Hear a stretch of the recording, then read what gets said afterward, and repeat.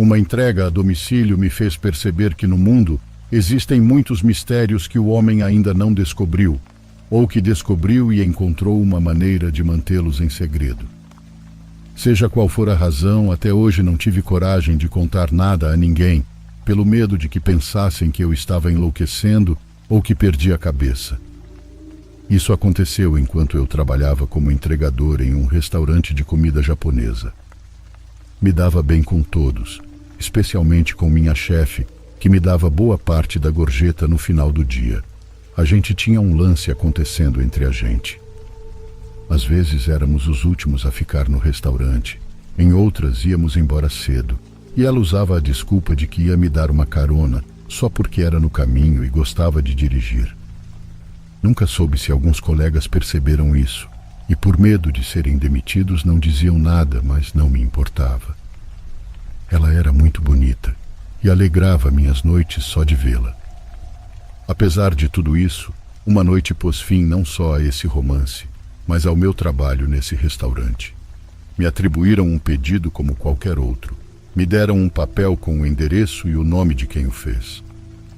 O problema é que, a caminho desse lugar, recebi uma ligação de um homem que dizia me conhecer. Ele me disse que me daria uma grande gorjeta se aquela comida que eu levava na bolsa não fosse entregue onde deveria, mas onde ele me dissesse, para que ele a comesse. Eu disse meio que sem entender que poderia facilmente ajudá-lo ligando para o restaurante, para que preparassem algo novo e entregassem o mais rápido possível, mas ele insistiu que não, dizendo que seria mais rápido se fosse aquela que eu levava. Então voltou a mencionar o dinheiro. Com isso me convenceu, e eu disse que sim. Ele me deu o endereço e mudei minha rota, indo para onde ele me indicou. Não sei porquê, mas lembro que quando estava chegando comecei a me sentir estranho. Senti um mau pressentimento, e em mais de 2 ocasiões quase perdi o equilíbrio da moto e caí. Tive sorte das ruas estarem vazias naquela hora, ou teria tido um acidente grave. Cheguei onde aquele homem me disse, mas era um estacionamento. A princípio não vi ninguém, tentei ligar para ele e então ouvi o telefone tocar. Segui o som caminhando lentamente. Pela forma como parecia estar escondido, na minha mente só passava a ideia de que talvez quem me ligou estava atrás de algum carro ou dentro, mas não foi assim. Olhei entre 2 caminhonetes e então vi a cena, que me perseguiria pelo resto da minha vida. Um corpo sem vida estava no chão, com o celular tocando ao lado, e em cima dele estava um homem, aparentemente um homem, mas com pelagem negra em todo o corpo, comportando-se como um animal e cheio de sangue daquele homem.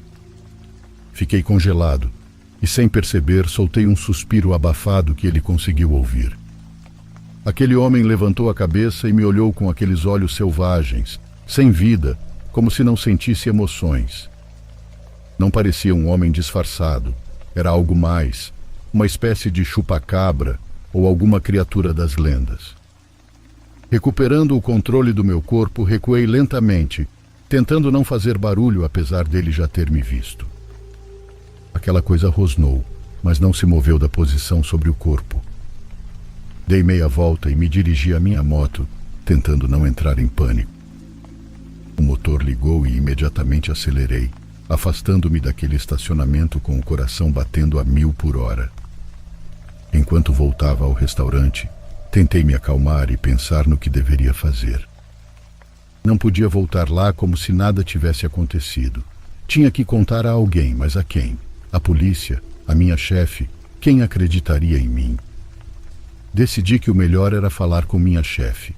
Ela sempre foi compreensiva comigo e talvez pudesse me ajudar a encontrar uma solução.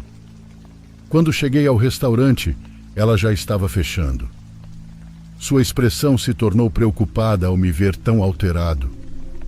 Contei tudo, desde a ligação do homem, que deduzi ser aquele no chão, até a criatura no estacionamento. Seus olhos se arregalaram com cada palavra, mas não me interrompeu. Fomos juntos à delegacia de polícia e relatamos a história. Os policiais não acreditaram, claro, mas a seriedade na nossa voz e nos detalhes os convenceram de que pelo menos deveriam investigar. No dia seguinte, O noticiário local falava de um assassinato em um estacionamento, mas não mencionaram nada sobre a criatura que vi. Me perguntei se as autoridades decidiram manter essa parte em segredo para evitar o pânico, ou talvez soubessem algo que eu não sabia. Nos dias seguintes me senti observado, como se alguém estivesse me vigiando. Passaram semanas e minha vida parecia voltar ao normal. Tirei alguns dias, mas voltei a trabalhar no mesmo restaurante, tentando esquecer o ocorrido. Uma noite, enquanto fechava o restaurante, minha chefe se aproximou de mim, mas não da maneira que fazia antes, e sim como se quisesse me contar algo. E de fato foi isso que ela fez. A criatura que você viu não é a única. Existem mais delas. Meu tio pertence a uma sociedade que se esconde entre nós.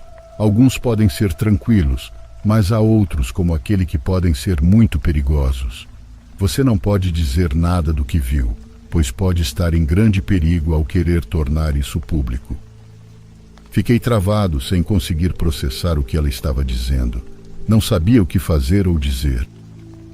Fiquei sem palavras e apenas disse que precisava ir. Se eu não tivesse visto o que vi, nunca teria acreditado nisso. Mas após o que vi, como iria reagir? No dia seguinte, recebi uma mensagem dela, dizendo para eu não voltar ao trabalho, que era o melhor, e nunca mais soube dela. Desde esse dia, vivo com a certeza de que o mundo é muito mais misterioso e perigoso do que jamais imaginei. Talvez ninguém acredite na minha experiência, mas eu sei o que vi.